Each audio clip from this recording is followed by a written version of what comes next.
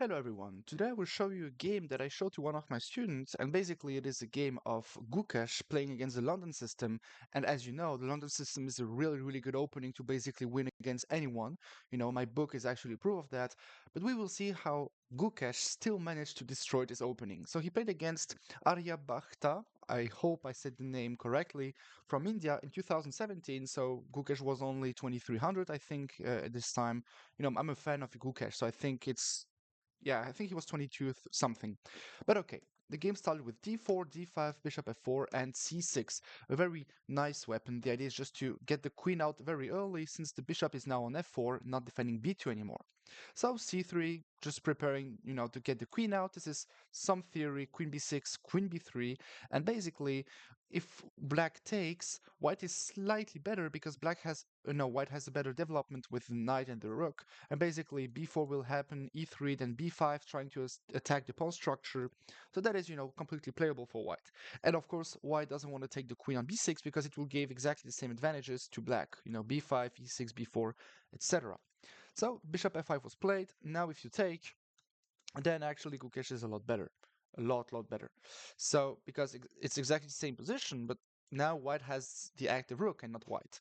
So e3 and now e6. So we do have a very, equalized and almost the same position, but the difference is that white is up a tempo. But what's funny is that the bishop on f5 is actually slightly better placed than the bishop on f4, even though they have the same squares, because white can't go bishop d3, which white usually wants, because white, played d4 first, but black actually wants to put the bishop on e7, and now if white plays bishop on e2, then white doesn't have any, long-term um, kingside attack like they usually want in the London system. So knight d2, just bring the pieces out, and now knight f6, logical, just bring the pieces out. GUKESH follows the rules. h3, and this is the first inaccurate move. I think that just going bishop e2 or knight f3 was a lot better. Bishop e2, the idea would be to go bishop d1, bishop c2, trying to trade off the very active bishop on f5, but this is already super difficult. There is actually a game in the database played in 1999, which is some while ago, against, Matthias Pierce against Martin Kösting. I don't know both of these players, but basically, I think it is the play, the plan that was used in their games. So h3 is pretty slow. I think white was afraid of knight h5, but we don't really care about that because if, let's say you go knight f3, knight h5, bishop g3 takes, now white is actually more active on the king side thanks to the open rook.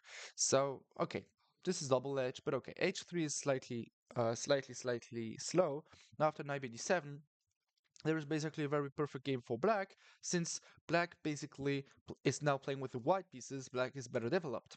So knight f3, and now h6, just not allowing the bishop to get back, which is probably slightly inaccurate. I think that a move like knight e4, just putting the pieces into the center, was already better, and it's fighting against knight h4 because now you can actually take on d2, attack the queen, so now the king has to take back, and now it's actually in okay position. You can go bishop e4, and for example, even though f3 will be played, this is a very strange pawn structure, a lot of holes on the dark squares, and basically the other knight would still jump on h5, so this is completely playable for white. So knight j3 and h6 slightly slow, but it's okay. Bishop e2, bishop e7, and now white is playing with the white pieces again, black is playing with the black pieces again. So castles, an equalized position. There is nothing to say, but black is still slightly better. Why? Because black is just stronger. I mean, we know the player is GUKESH. So bishop h2, a very passive move again. I think that a move like c4, trying to strike in the center, looks better. I don't know what the engine says. We will look the engine analyzes afterwards. But basically, bishop h2 is very slow. Now there is no more knight h5 threat. I think that. Hmm.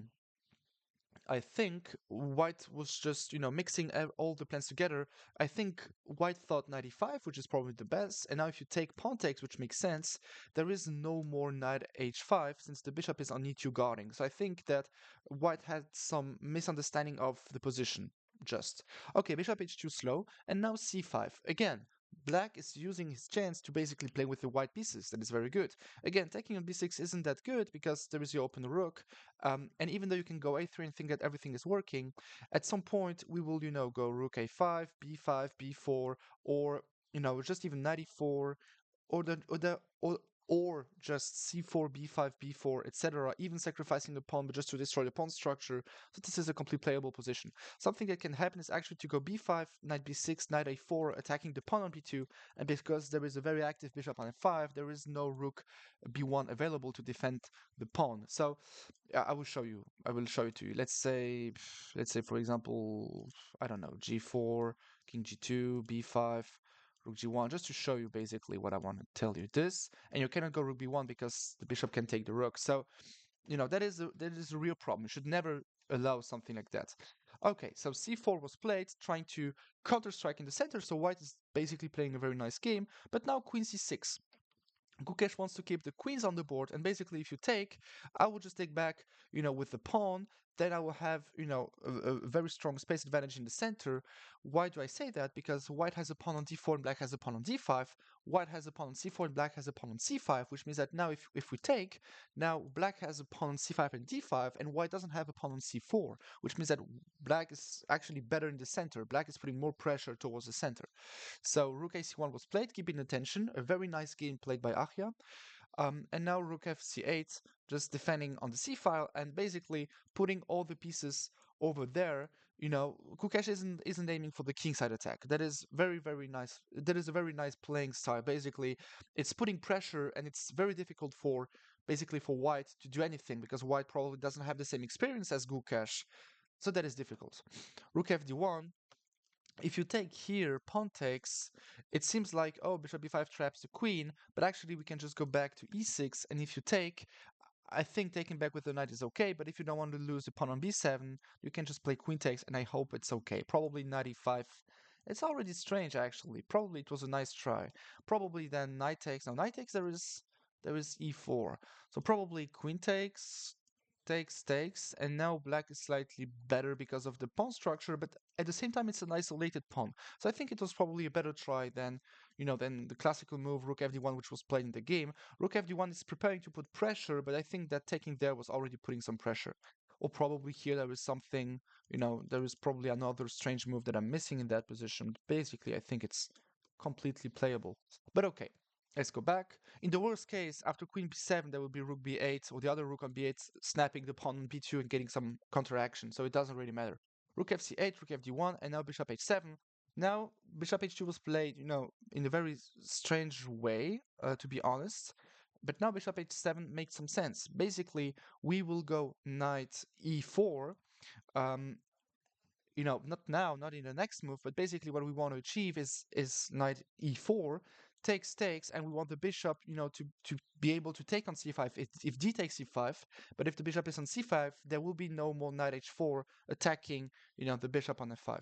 So c takes e5, e takes e5, and now bishop b5, exactly what we try to achieve. Takes. Now if you go there, there is no rook b8, but actually that's a good question. What did Gukesh want to go for?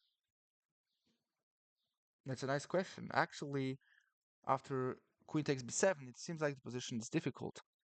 We will see what he went for. He went for c4 because basically that's what happened. Uh, okay, he didn't like that thing, and Gukesh just thought, okay, takes and c4, which is funny because it's the game. So you notice that even some classical masters can't really analyze games from Gukesh because he has some very deep inside ideas. Now e4 collapsing, but basically, what is the idea after c4? I think the idea is just to leave the queen there. Now the queen is basically trapped. That's actually what he had in mind. It's pretty tough. It's very tough to see. And basically, slowly but surely, there will be some threats of bishop d6. We trade the bishops off, and then the queen is basically lost because of rook b8. So that is a very high level advanced stuff. What does the engine say? The engine says, ooh, the engine is actually very mean. The engine says knight c4 is winning because takes and d5. Ooh, that's very unlucky. Very unlucky. But okay, this is the strength of the London system. My opening is still surviving. That's very nice, actually. There is d5, and now I think some knight d4, and you can't protect the knight forever. That is very, very tough. Honestly, it's very, very tough. But it's chess. e4, the same idea. If pawn takes, then d5, I guess. Certainly. So I'm sorry. I'm sorry. So bishop e4 takes and pawn takes, and now rook e1, which is strange. I think that d5 is playable, but I think he was just afraid of some knight c5. Okay, but knight c5 there is queen takes a8, and if you take back, the queen is hanging, so it's not the idea. I think queen f5, and somewhere here there must be a mistake. That's certainly the case. Yeah, something was missed in that position by both players. It happens. So rook e1, f5 to solidifying in the center, d5, and now knight c5. But there is queen takes a8. Oopsie. So now it feels like black is winning because if you take back, there is pawn takes queen, but actually there is queen a6 defending everything, and now the queen is trapped. So that is some brilliancy from GUKESH here, and now he just has to convert queen against two rook type of position, but okay, he has some pawns, so it should be okay. Queen b7, counter-attacking, if you take there, I take here, that's an easy win, and now, the knight will jump on d3, but okay. Rook e1, knight d3 anyways, takes. If you take on c4, then I think I can just take here and I'm okay. I don't see why it shouldn't be good. So takes, d6, bishop d8. Now the pawn isn't going to promote ever. Probably rook c7 was the last chance, like takes, and then rook c1. But even there, the queen can stay on c8. Then we can go d2 and we will survive. But okay, last chance. Probably, I think that GUKESH wouldn't have taken there because it's very risky, and even just a move like Queen b2 is winning on the spot. In the worst case, we will just sacrifice, and we will still win because of the pawns and the a pawn, etc. But okay, b3 was played, and now g5, advancing on the king side, and slowly but surely just opening up the king side. Rook c4, f4, g3, 3, boom, striking in the center, fe, rook takes e3, and now queen f3. The king is just too weak, and it's basically just game over. Bishop b6, threatening billions of quadruple checkmates. Rook h7, rook c7, king g6, no more checks, and basically Arya resigned. So that is a very, very tough game. I'm very interested what the engine says, actually, to be honest with you. We will see the analysis in a second. Okay, the engine is definitely not a fan of black's position, but that's normal. That's the London system. So here somewhere there was a mistake done by GUKESH. Okay, and it's okay. The engine doesn't like bishop h7. Okay, makes sense. This takes, knight takes, and now c4 is the mistake. Because it's allowing takes, and d5. Okay, okay, but okay. The engine says bishop f8 unplayable. So that is, a 3800 type of mistake. So that's okay. Takes, and now basically the game is over. The last chance for white to get an advantage was actually to play d5. But okay, it was completely missed. And now, of course, queen a6, trapping the queen, but bishop b8, which is very strong. In the other variation, it wasn't possible because in the game, we got this position. If you go bishop b8, by the way, I think king h7 was the idea. And then we will go... No, wait, what does the engine want to go for? Huh? And if you take there, you can still go bishop d6. The queen moves somewhere, and some knight d3. Wow, that was really, really brilliant. That was more than brilliant. But okay, I don't think it's the line. I don't think that's the line. I think you can just go taking there, threatening knight b3, and if you go for something like that, okay, it's actually a tough position. I think that. Ooh, actually, that's a very hard position. Yeah, actually, the end, white is winning. Ooh, that is very tough. That is very tough. Okay, it happens. Uh, it's very, very tough, to be honest with you.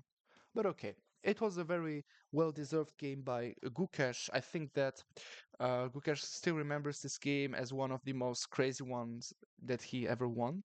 If you have any more questions about the game, just let me know in the comment section. I'll be more than happy, to see your questions. Thank you very much for the views and the subscribers since my last video about GUKESH.